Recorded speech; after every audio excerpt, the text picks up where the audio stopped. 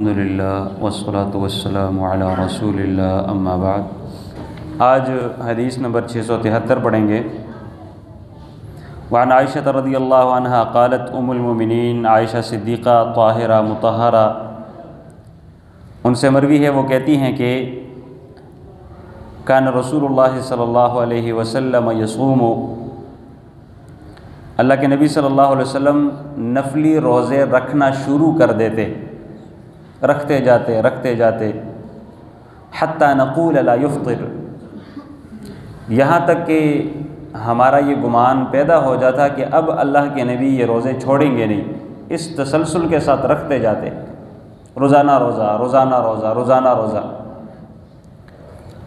اچھا، اس کے برعکس وَيُفْطِرُ، اور جب اللہ کے نبی صلی اللہ علیہ وسلم روزہ چھوڑنے پر آتے حتی نقول لا یصوم، یہاں تک کہ ہمارا یہ گمان پیدا ہوتا کہ اب اللہ کے نبی نفلی روزہ شاید کہ کبھی نہیں رکھیں گے۔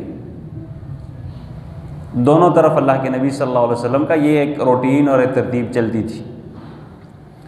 آگے کہتی ہے کہ وما رأیت رسول اللہ صلی اللہ علیہ وسلم استکمل صیام شہر قط الا رمضان، رمضان کے علاوہ کبھی میں نے اللہ کے نبی کو پورا مہینہ روزے رکھتے نہیں دیکھا، کیونکہ رمضان کے تو فرض ہیں، وہ تو پورے کرنے ہیں، لیکن رمضان کے علاوہ کبھی اللہ کے نبی نے پورا مہینہ روزے رکھے ہوں، اللہ کے نبی صلی اللہ علیہ وسلم کو میں نے کبھی ایسے نہیں دیکھا۔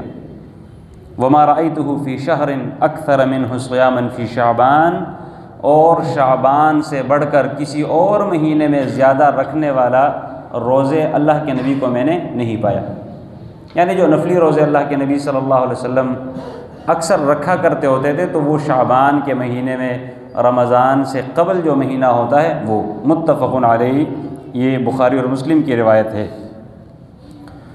اگلی حدیث ہے حدیث نمبر 674۔ وعن ابی ذر رضی اللہ تعالیٰ عنہ قال، ابو ذر رضی اللہ تعالیٰ عنہ جندب بن جنادہ ان کا نام تھا، ان سے مروی ہے، وہ کہتے ہیں کہ امرنا رسول اللہ صلی اللہ علیہ وسلم ان نصوم من الشہر 3 ایام، اللہ کے نبی صلی اللہ علیہ وسلم نے ہمیں حکم دیا تھا کہ ہم ہر مہینے میں سے 3 روزے رکھا کریں۔ وہ 3 روزے کون سے ہیں؟ 13، یعنی جو چاند کی 13ویں تاریخ، وہ 14، 14ویں تاریخ، اور وہ 15 اور 15ویں تاریخ، جنہیں ایام بیض کہا جاتا ہے۔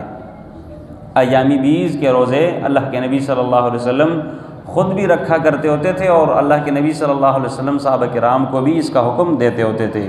سبحانک اللہم و بحمدک، اشہد ان لا الہ الا انت، استغفرک و اتوب الیک۔